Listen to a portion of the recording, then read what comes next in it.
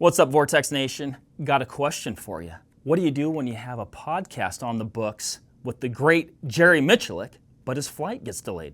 I'll answer that. You drive to the Milwaukee airport, turn on a GoPro, and record all the way back home. Now, this podcast is a little bit different than most of the ones we do. It starts a little abruptly, and it definitely ends abruptly because we ran out of batteries. But here's my question for you, question 2. We'd like to know, do you like it? Because maybe we'll do some additional podcasts that are a little bit more on the road, run and gun, shift on the fly, and also, I guess, hopefully some more down the road with Mr. Jerry Miculek. Now, got another one for you, and that is the comment of the week. Yes, we're going to read the comment of the week. The winner of the comment of the week, or the comment that we select, is going to get one of those super sick Vortex Nation podcast hoodies. So, here it is. Oh boy. This is a toughie. At Idian K. Sicard, I know I didn't get that right, says, I love this podcast. You guys keep it so entertaining. Keep up the good work. Also, Mark, it's okay for cost to not be a factor in what you're pursuing. I too like nice things and am willing to pay for it. He's talking about the suppressor podcast we did a little bit ago. And I'll say this. Number one, thank you for the kind words. Flattery will get you everywhere. And I might bring this home to show other people that I live with that I'm not the only one that thinks like this. Therefore, it's some sort of validation. And maybe I end up getting a really sweet suppressor. On to topic 3. Guys, we got a lot going on today. Because you're watching today, we're going to let you know about a super sweet giveaway that starts tomorrow, May 21st of 2024. Here's where I'm going to start reading because otherwise we're just not going to get it right. Okay, here we go. You can win the Vortex Edge training experience. That includes a 2-day training session right here at Vortex with our instructors at Vortex Edge. You'll also get a Defender ST Red Dot and your choice of the new Banshee or Jackal eyewear. We're also giving away 10 bonus pairs of eyewear to anyone subscribed to our Vortex Nation newsletter. To join, subscribe at join.vtxnation.com. Good luck. And without further ado, let's hit play, jump in the car with Jerry, and ride back to Vortex. When we used to shoot back in the day, when it first came back in the 90s, we would practice with the dots off. A lot of times during the stage of fire, they quit. So there you are, just looking through something. So you learn how to use the screen as a peep sight. Yep. And shoot till you can finish the stage, and then go work on equipment or change out something.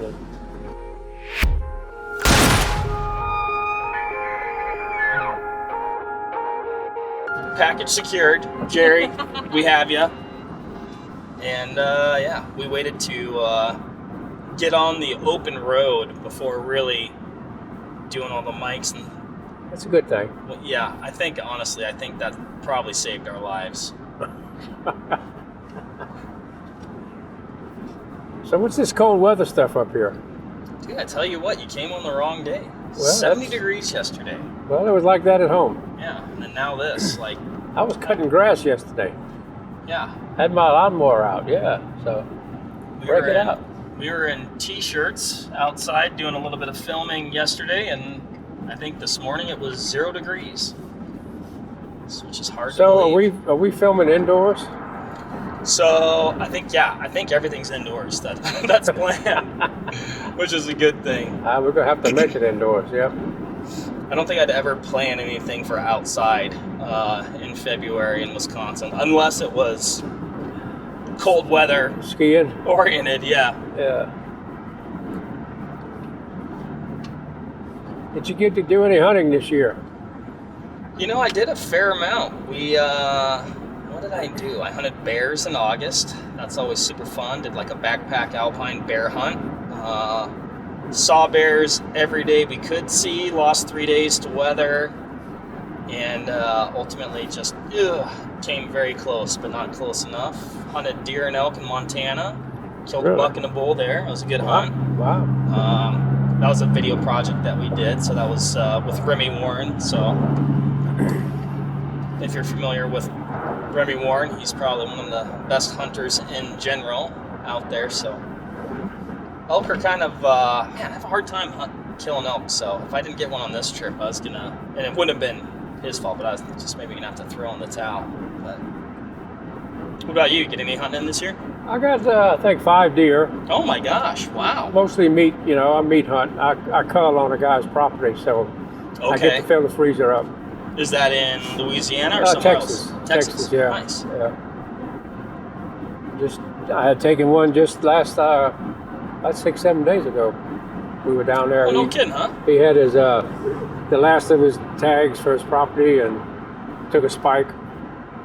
He wants the spikes off of there, so they eat good. You were happy to oblige. Yeah, I'm a meat hunter. I killed a few pigs on the range this year. Okay. We're starting to get some feral pigs come on the property, and so it's good year. So Imagine the area wildlife is pretty conditioned to the sound of gunfire that they probably don't pay too much attention to it when they wander through. It's amazing how they adapt to the environment. They know our routine better than we do. Boy, that's the truth, huh? They know when to show themselves and when to hide. And we were talking about that the other day. We had a big bobcat on the game camera. Oh wow! And I was telling my wife Kay, I said, I've never seen one while I was hunting, but they've probably seen me. Yep. Forever. And they camouflage so good and so stealthy, and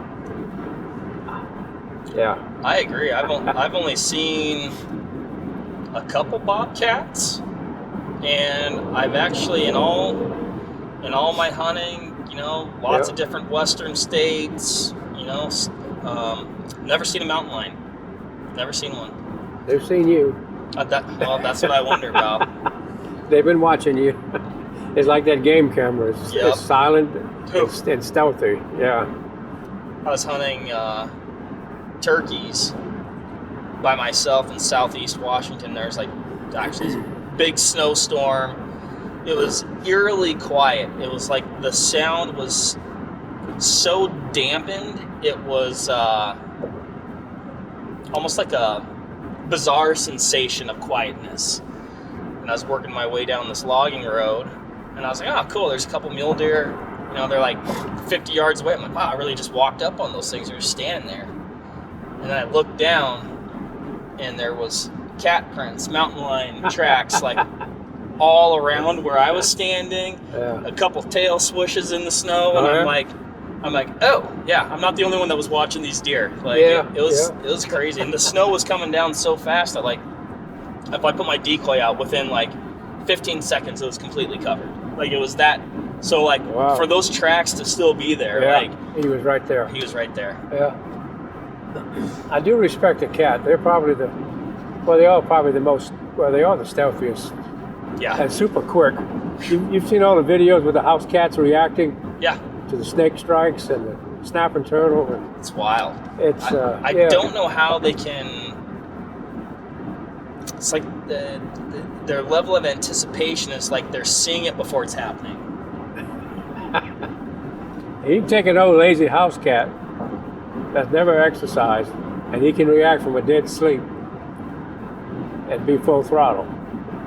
It's crazy. We were in Texas. I'll tell you a little story. Father-in-law used to bird hunt with him.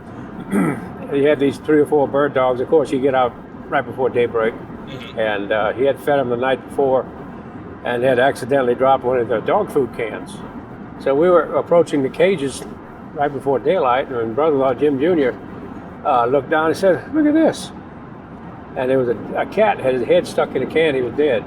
Oh my gosh. So he picked it up by the can and got this big tomcat hanging out of that can, and it's lifeless. And just about the same time we were doing all this, father-in-law turned the dogs loose, but the cat wasn't dead. Jim holding him up, when his head finally came out the can, he hit the ground, and those dogs were on him, but couldn't catch him. And that cat was stretched out 7 foot long, running through the barbed wire fences and got in the pasture, and the dogs run off, never caught him. So he went from being, I can't breathe, I'm dying, till he hit the ground and he was gone. Unbelievable. It was. It was, you know, all the things happened at the right time, and the dogs almost caught him when he fell out of the can. He wasn't trying to give it to the dogs, but you know how dogs are; they just running all over the place.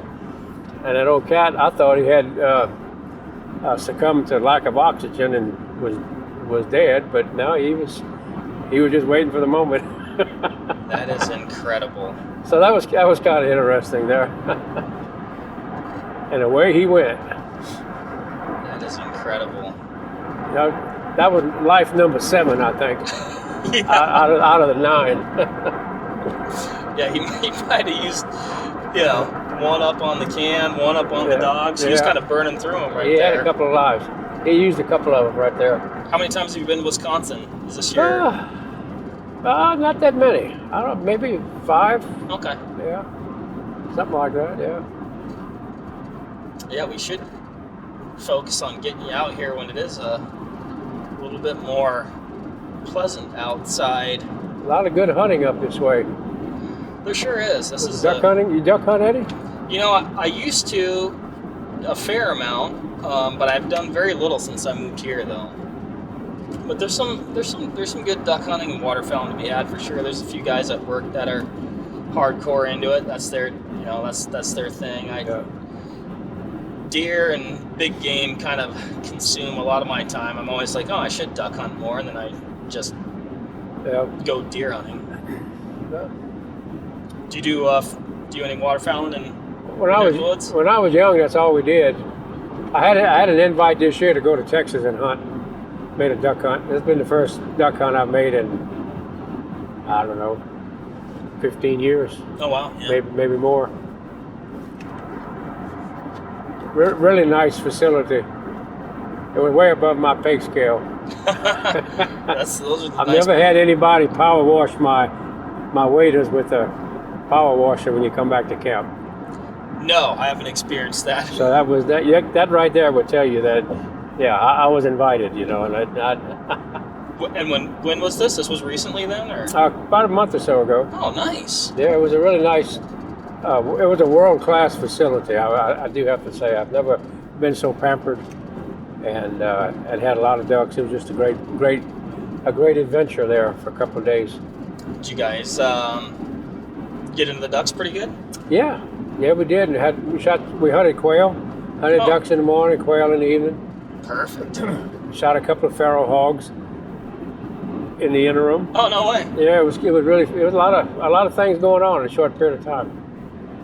Where I used to hunt ducks back in Washington, we'd kind of do the same thing. We'd get up early and put a spread out, and hopefully get in the ducks. And we generally would at least shoot a few, and then by the time you got too cold and your feet are numb or the ducks quit flying, then we'd hit the hills after quail and chukar. So it was like a nice combination to be able to do that and go have some fun that way and warm up. And I was fortunate that I lived not far from a good piece of tidal swamp where we'd duck hunt, and then where you bring a fishing pole and you do a little bass fishing.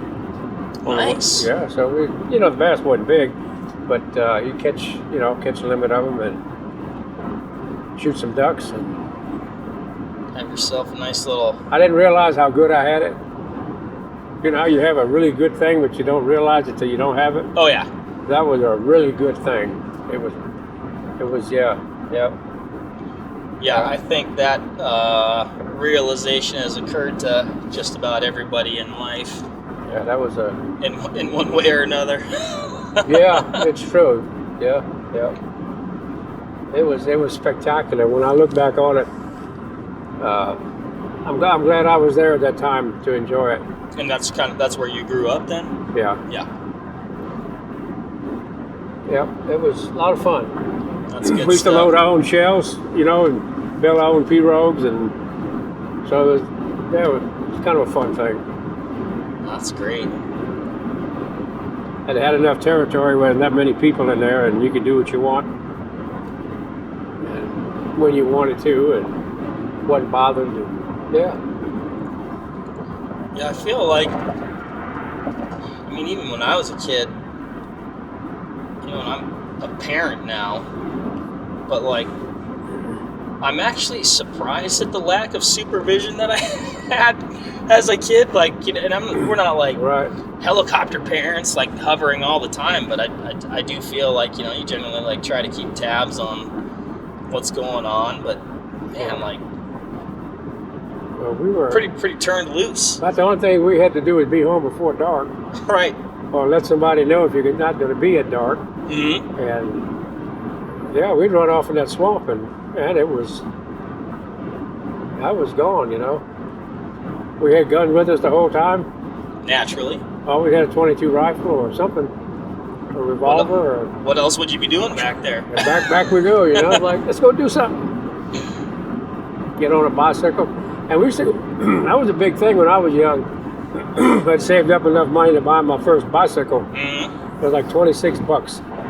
Ooh. Yeah, it was. Nice one. It was a good one. And we'd get on those things and be, you know, at daybreak and just be gone. Oh yeah. Everybody had their little camps. Remember when you was a kid? That group of guys had a little fort. They might be out in a cane field, and this group in the township might have a big tree house, and you'd make the loop and hang out with all the other guys and play and carry on. That is awesome. Just be home before dark. Yeah, I mean, really. Yeah, pretty good. Pretty loose. Yeah, it's crazy to think about. You know, we used to ride our bikes to other cities. Yeah. You know, like the shape that I must have been in, Jerry, and I didn't even know it. You know? Yeah, that's what I'm saying. Yeah. Yep. That bicycle was freedom. Oh man. Yeah. Well, in Louisiana, you had out of snowball stands in the summer. You do what now? Shaved ice. What they call it, a snowball. Okay. So you'd get your quarter in your pocket and you'd shoot across town and get your snowball somewhere and fuel up and then ride for another 4 hours. Get a little sugar fix. Put a little snowball gas in the tank. Get a little snowball and then you take off for another 4 hours. And we did some crazy things, you know. It was, yeah, and a bicycle. We were pretty rough on them.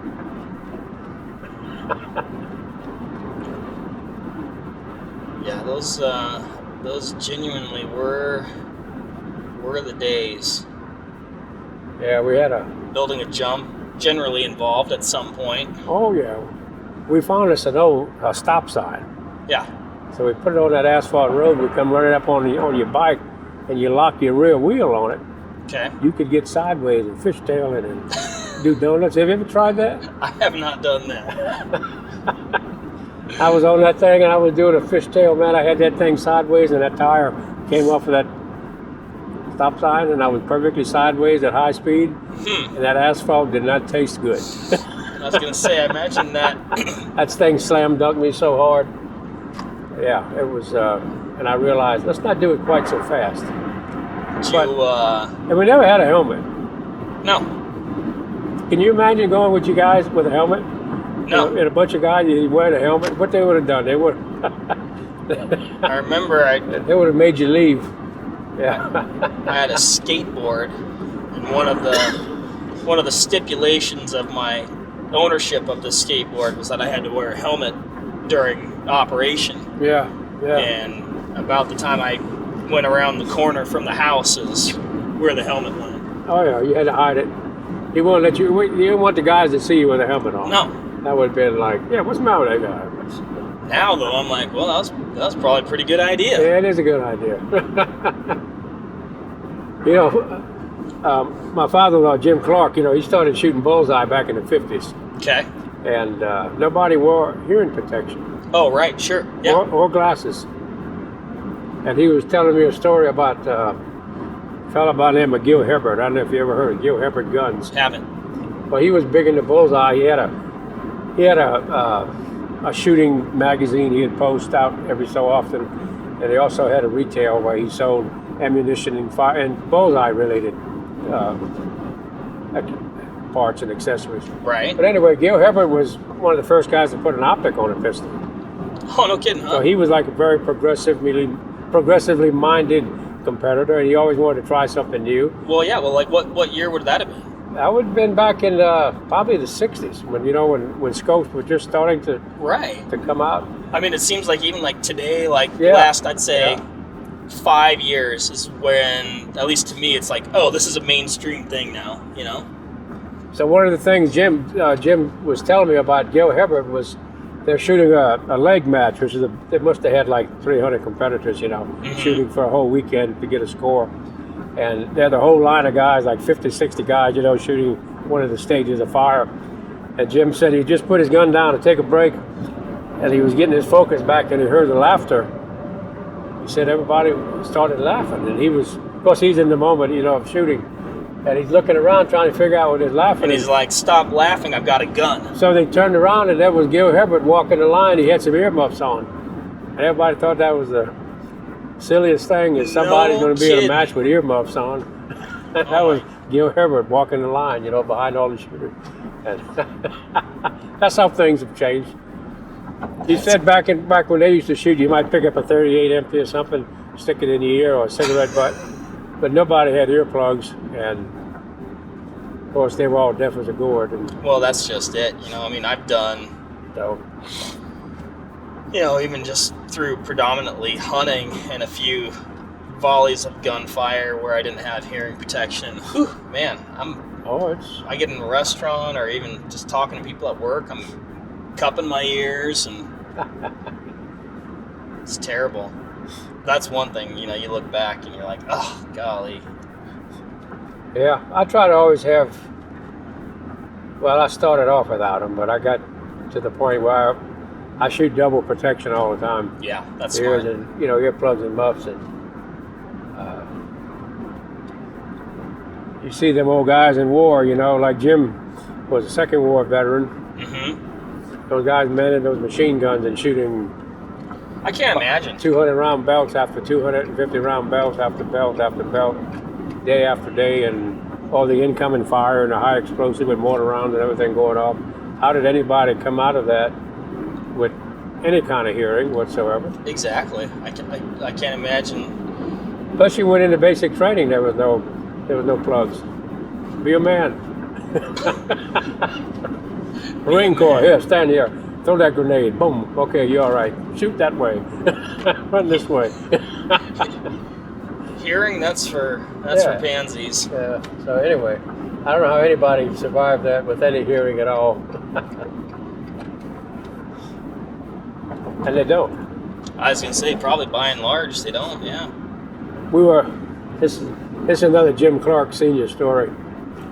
Coming out of the shop, they had right by the side of a shop there in Shootout Lane. They got a pond, and this young lady was training dogs, and she had asked permission to come train her lab in there. Throw the dummy and the dog. You give it signals and it goes. So it just happened. Everybody knocked off for work at 4:00, and we came out the front door all together. And the lady was facing toward the pond, and she had a regular whistle. It was, so many whistles, the dog would go left or right or whatever. So she's facing away from us, and she's not far away, and she's blowing this whistle. And Jim Sr. stepped out and he said, it's amazing that dog can hear that silent whistle. And he was as serious. He was and we all started laughing, and all of us standing there do not have good hearing. None of us had good hearing, but right. Jim's hearing was totally, from all the years, of shooting and war, and he could not hear that whistle, and it was just, it was funny, but it was true, but he couldn't hear that. Perfect timing, you know what I mean? No, that's a dog whistle. No, that's a regular whistle. Yeah, and she was blowing it loud too. I mean, anyway.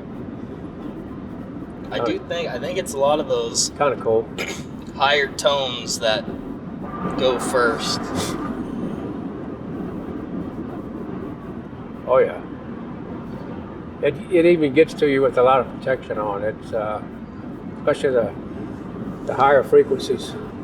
One thing I've noticed a little bit from when I shot ducks when I was a kid, that steel shot ammo now is so high velocity, it's so loud. Oh, okay, interesting. Yeah. I don't know if you've noticed. Back when I shot ducks, you had lead shot, so we shot 1,250 feet a second ammo, and now this steel shot is 1,500. Okay. So the muzzle blast. A lot more gas behind it. Oh man, it's brutal. I can't imagine shooting any steel shot round without. Yeah. Well, and the volume of fire and proximity to other people's muzzles. Like, yeah. It's with velocity comes noise. Mm-hmm. No way around it. I shot some just the other night testing a gun out. It was hard to believe the fireball coming out of that steel shot round. What gun was it? It was a Mossberg 30-inch. It was just a standard 30-inch waterfowl gun with 3-inch Magnum, ounce and eighth. Okay. Steel shot, 1,500 feet a second. Pretty amazingly loud and bright. Yeah. What were you trying to find out during your testing? I was just doing a function test. Okay. Yeah. I'm fortunate where I can step out in my backyard and fire. That's handy. Yeah, so.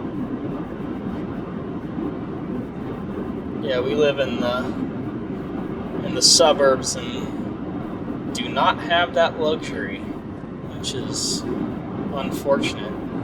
But it is nice being at Vortex to where if you need to get a zero or sight a gun in or shoot a gun or you want to test something or from the content side of things.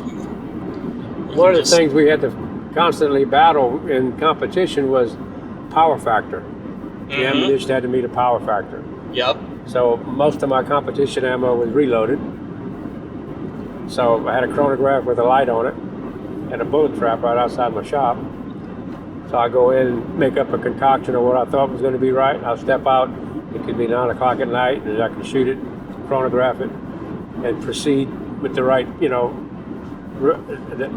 the right recipe to meet power factor, and then load your ammunition, go to a match. Anytime you change a component, powder, primer, bullet, velocity. So, and you want to try to make it as minimum as possible. Yeah, you want need the want power, not too much power. Yeah, right. You just want to make what makes everybody happy. Make the chrono guy. You want the chrono guy to be happy, and that's it. You're not there to prove anything. Just want to make it as easy as possible. But you can also tailor ammunition. When I was shooting a lot of IDPA, indoor, sometimes with a flashlight, no light, with just flashlight. Okay. So the powder choice for shooting indoors is huge on the effect of how much smoke you have in the light. Right. And you would think smokeless powder would all be the same, but it's not. Initially when you were saying that, I was thinking more like, muzzle flash, because it's the smoke from the powder. Yeah, both of those elements are a big concern when you're shooting indoors, and that's really something a lot of folks never really go out and test when they choose a duty ammo. Yeah. Like you concealed carry ammo. Sure. Have you ever shot it with a flashlight at night? No. I should probably do that. It sounds trivial, but in that moment, you want to have all the advantages you possibly can, and the amount of it's tremendous, the difference on different powders. What have you found that works real well for that? Well, the 45, I was shooting. I had some Solo 1000, which is made by Scott Powder Company. It's very similar to Clay's. Okay. And that was a good one. Clay's is a good one. Tight Group was really, really close to that. Okay. And then after that, you started getting into more and more elevation of smoke. Okay. So those were the least that I found, and hardly any muzzle flash at all.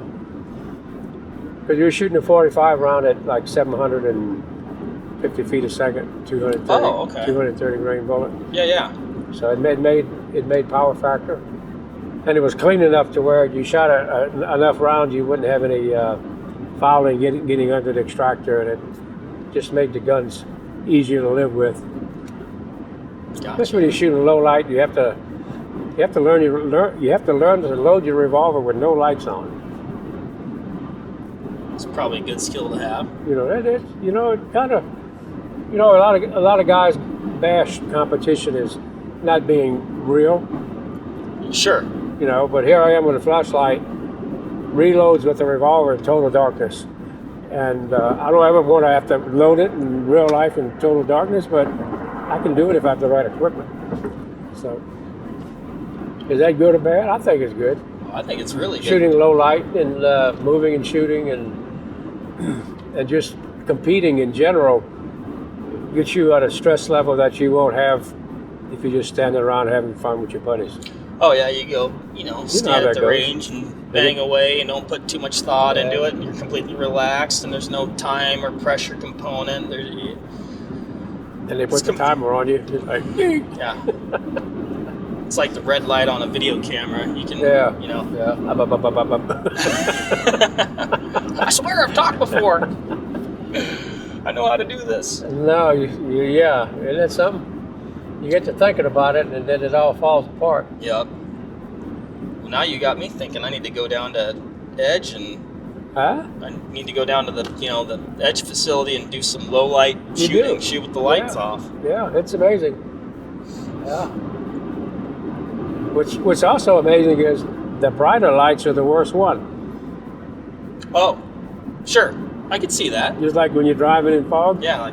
So you could have too much of a good thing, and it's a hindrance. And if you don't really try it, it's That's what competition does. It breeds innovation and puts a little realism in it. It's like how much hunting stuff have you bought through the years, and after you've hunted for 10 years, you go like, boy, did I spend some money on nothing.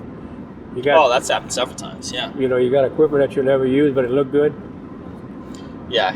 After a while, and I'd say after a while, you learn, and you're like, wait a minute. Okay. Yeah. Fool me once. Yeah. But the fishing lure is made to catch the fisherman and not the fish.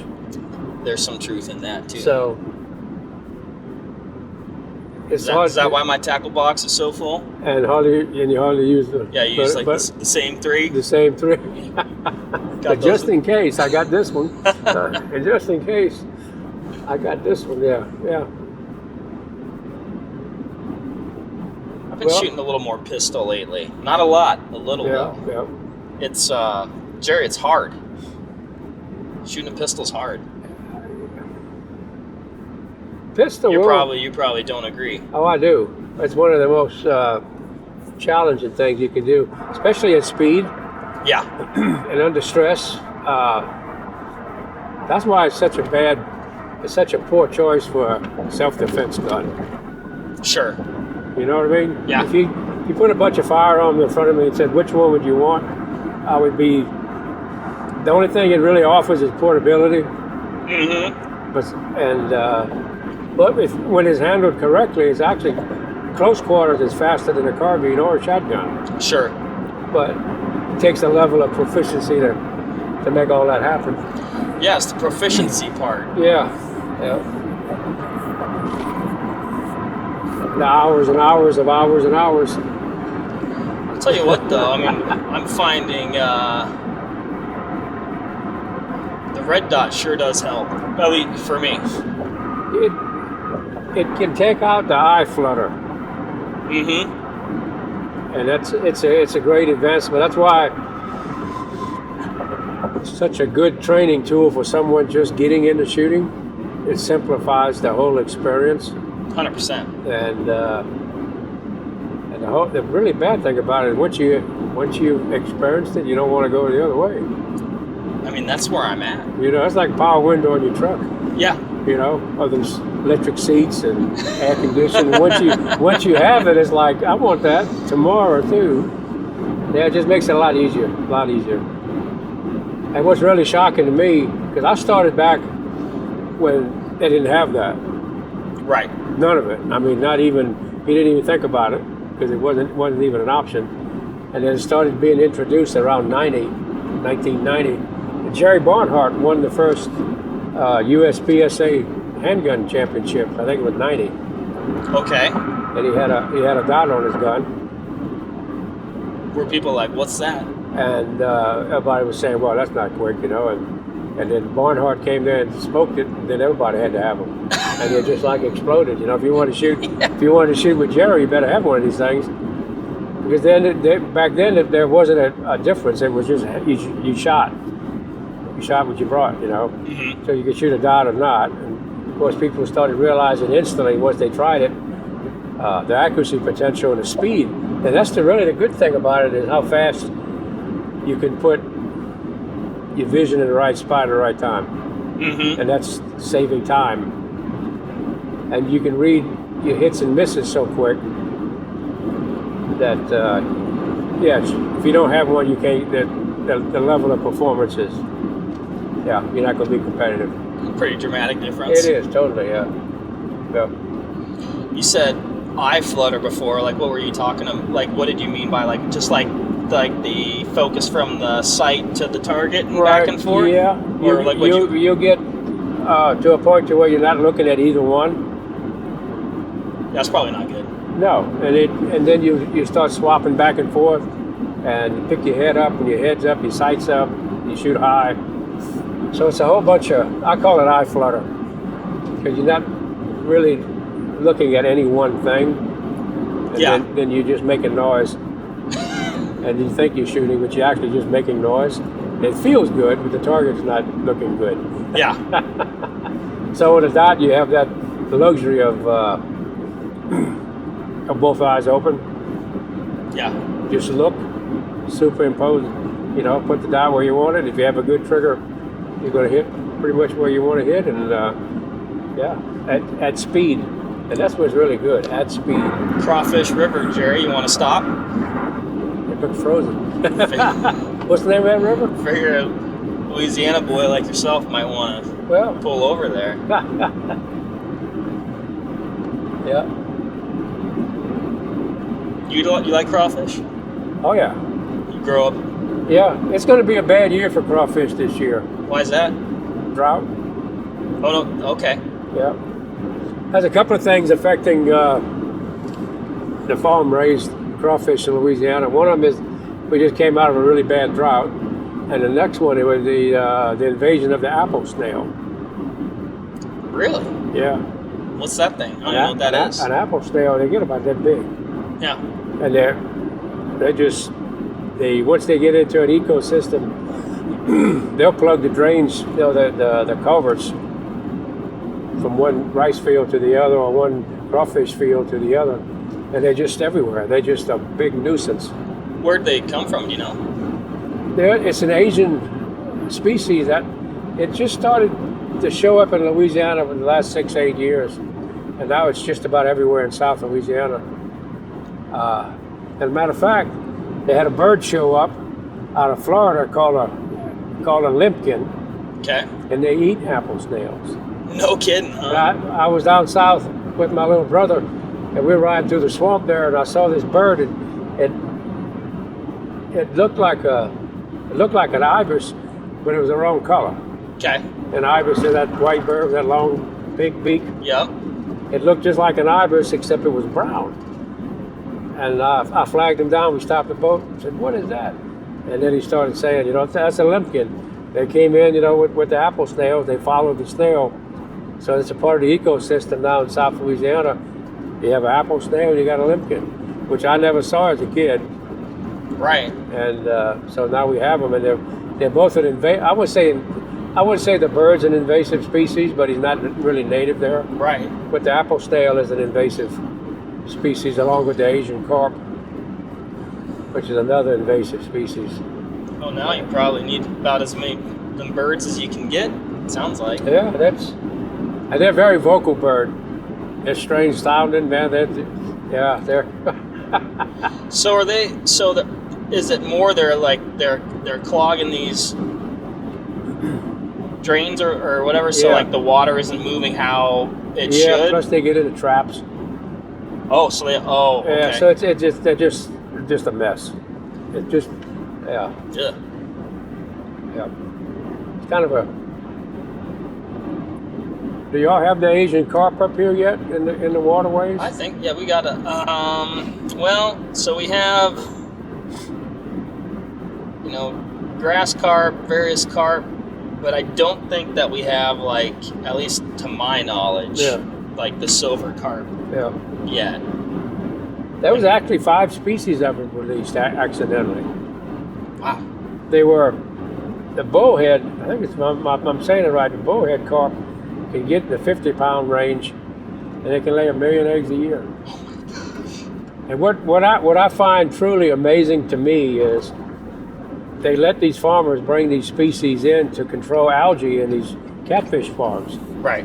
And the reason there's 5 different species because they live at 5 different levels. So one carp would not really compete with the food of the other one. Oh, they could be in the same body of water, but... Yeah. So it sounded really good. And you got crawfish ponds right there in the flood path of the Mississippi River. Mm-hmm. So think about this. River overflows, gets into the catfish pond, and guess what? Off they go. And they come into a state near you. You can't stop them. Once they're introduced, they're unstoppable. It's just, but the silver carp are the classic ones you see jumping. Right. So Louisiana has named it a different name. They don't call it silver carp. They're trying to make it into a sport fish to where people would consume them and fish Yeah, them. I think there's like a commercial fishery around it now. And Well, gosh, what did they... Yeah. I know what you're talking. I was doing some reading up on it a couple years ago, so I don't recall exactly. But that's a good thing, right? Yeah, I mean you're gonna have to control them, but I don't think you can actually ever control them unless you have some method other than fishing. You have to net them or shock them or something. Yeah. There's just too many.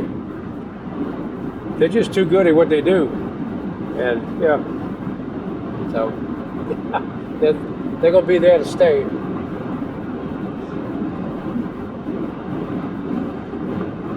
I did one of the coolest takes I've ever had fly fishing.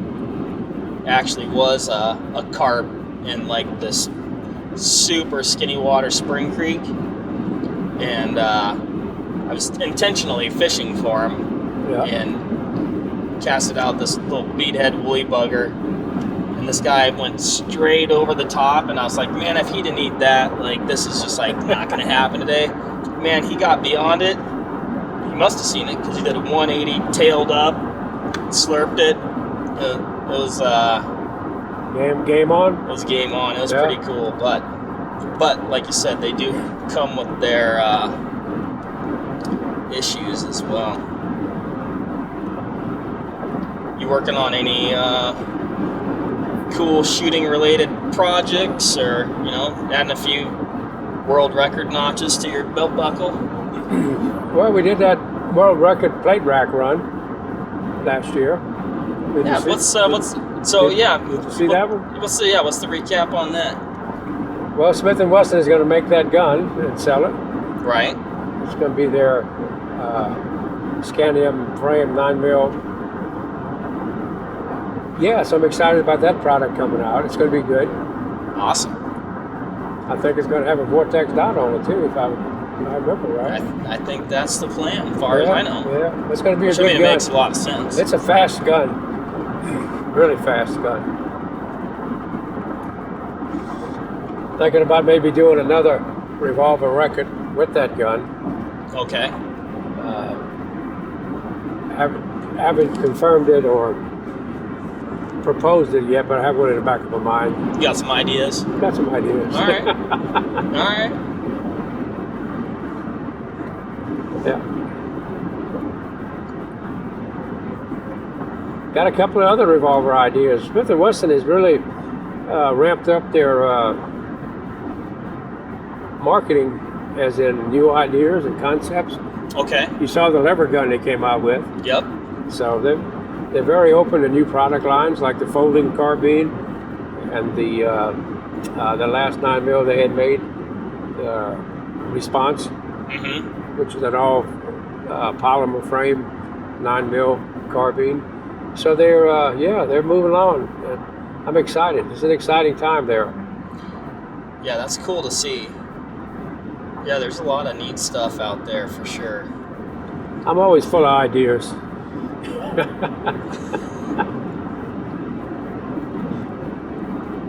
There's ideas and then there's reality.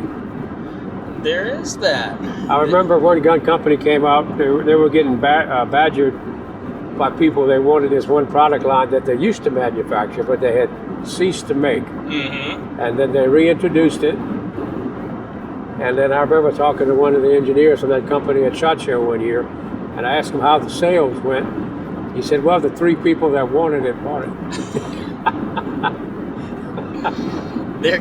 There can be that vocal minority. Yeah, and then it soon died. You know, they put the expense of the marketing and the manufacturing into it, and it turned out to be not what really people wanted.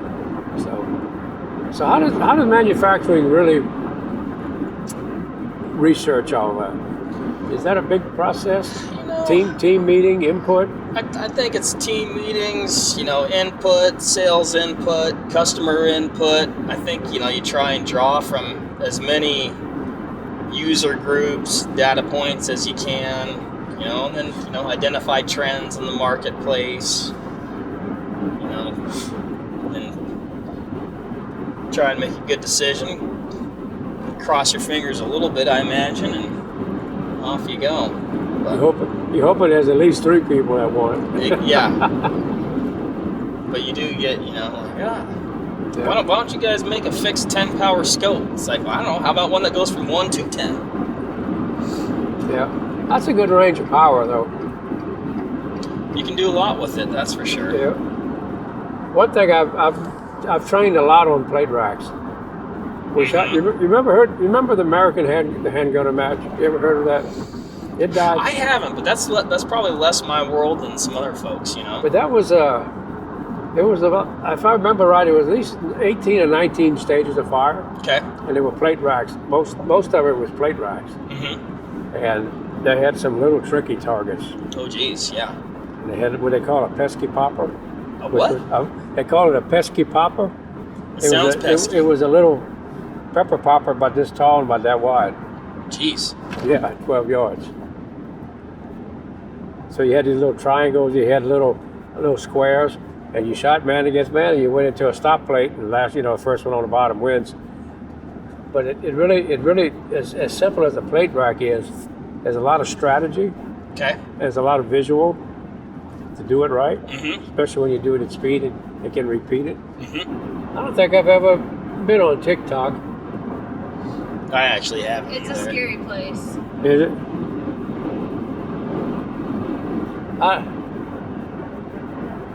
I'm ashamed at how much that social media stuff has crept into my life. Yeah.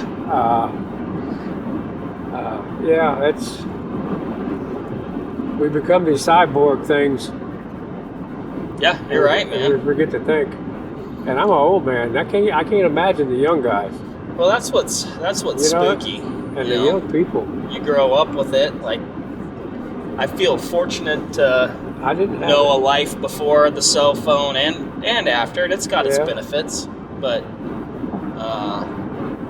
to grow up and never have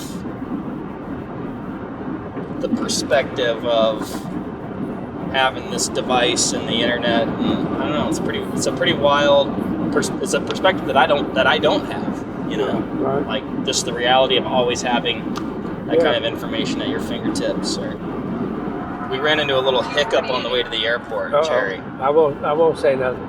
Catherine had just finished exclaiming like how nice it was, which I agree, that to have a co-pilot to help navigate and then, with the phone and less stressful, because it's got the city and the airport there. And then we missed our turn.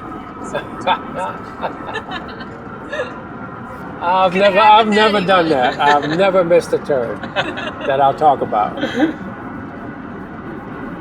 We were going somewhere out west, following the GPS, and I could see where I wanted to go. I'm on this 2-lane road. I'm not supposed to be on the 2-lane. I'm supposed to be on the highway like this. And we're going along, and that GPS said take a right. And it looked like a driveway. We're in the middle of nowhere, but I could see the road. So I'm thinking, okay, maybe this is a gravel road, you know. Yeah. So I'm driving in this lady's yard, right at dark, and she comes out the house looking at me, and I stopped because the road stopped in her yard, but it shows it going to the. So she's looking at me, and I'm just kind of going. I kind of waved at her, backed up. Just like I'm just following. It's just following GPS, orders, man. Yeah. And my previous experience told me not to go there because it didn't look right. Right. But the GPS said, go there. Nah, you don't go there. Anything else exciting going on back home, Jerry? You been traveling at all anywhere else? It's been pretty quiet. Made that deer hunt last week or so, and Yeah. had the SHOT Show and all that. Oh, how was that? I was only there 2 days, so I was pretty happy. Well, yeah, perfect. Yeah, so it was. Did you get? I think that's number 30 something. I can't Oh my remember. gosh. Did you get to poke around at all, or was it mostly A little bit. engagements? I didn't. Yeah, it was all right. I just stayed quiet, hiding most of the time. So I like going to SHOT Show, and I like leaving.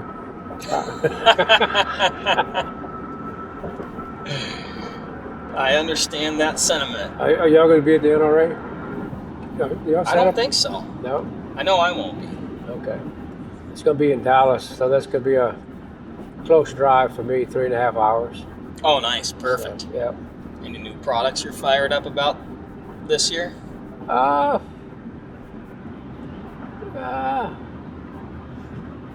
Don't know.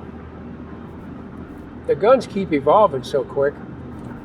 The rifles. Mm-hmm. It's amazing the quality that you can get for a minimum amount of money.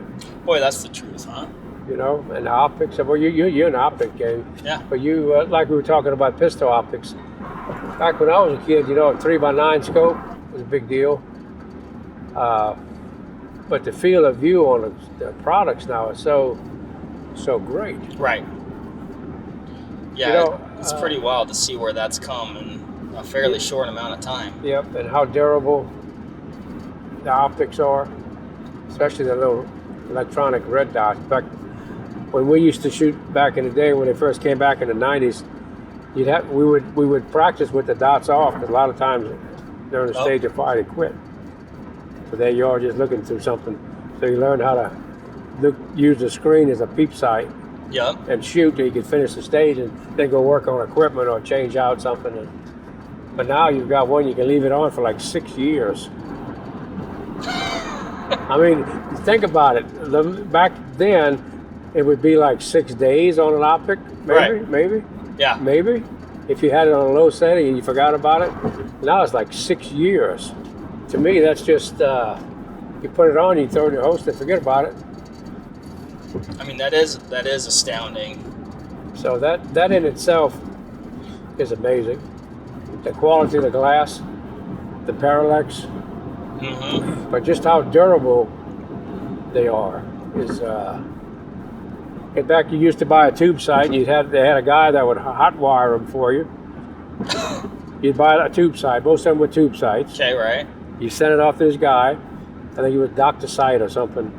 And he'd disassemble it and go through it and do all the contacts again, hardwire it for you, and then send it back. Like he was just kind of like almost like increasing the robustness of the components, or Yeah, what? he would go through it and basically do all the contacts over the wiring, beef it up, so it wouldn't beat itself to death too quick, and they would fall apart relatively easy. But you had to have it, so you kept a box of them. Change them out. I mean, that's, I think about that too, like the durability aspect when, it's like, yeah, you have the firearm or, the pistol going off, but then that reciprocating slide and just And that's they just keep going. well, that's what you were saying. It's a good point. But back in the old days, you never put an optic on a slide because they'd fall apart. Sure. So you had to put this big frame-mounted scope mount that went over your slide. Oh, okay, and what sure. happens with that is that the anytime you do that, you have to have a perfectly fitted gun. Mm-hmm. Because the optic is on a slide, and the slide might not be looking where the frame is looking. Yeah. I mean, so once you put the optic on the slide, the frame to slide fit really doesn't matter. Yeah. We've come a long way. It doesn't sound like much until you use it. It's like that smokeless powder with a flashlight. Doesn't sound like much until you need it. Yep. All right, guys, you may have noticed that one ended a little abruptly. And for me, it ended all too soon. We ran out of batteries just as we were turning into Vortex. So in some ways, it was perfect timing. But in some ways, it wasn't. I tell you what, though, this was definitely outside the scope of what we would normally do in a podcast. But if you liked it, let us know in the comments. Let us know, like, hey, I really like this live interview stuff, the live action, on the road type stuff. Because if you do, we might try to do some more of it. Outside of that, until next time, thanks everybody for listening. We'll catch you on the next one. There you have it, folks. Thank you very much for listening. As usual, give this video a like if you liked it, comment something below, and give us a subscribe to the Vortex Nation podcast channel. It would mean a lot to us. Also, why don't you give us a follow over on Instagram while you're at it, at Vortex Nation Podcast. We'd love to hear from you over there, and we'll keep you updated with all kinds of cool photos and videos from our adventures that we do here. Otherwise, we will see you on the next one. Thank you again. Happy hunting and shooting, everybody. Have a good one.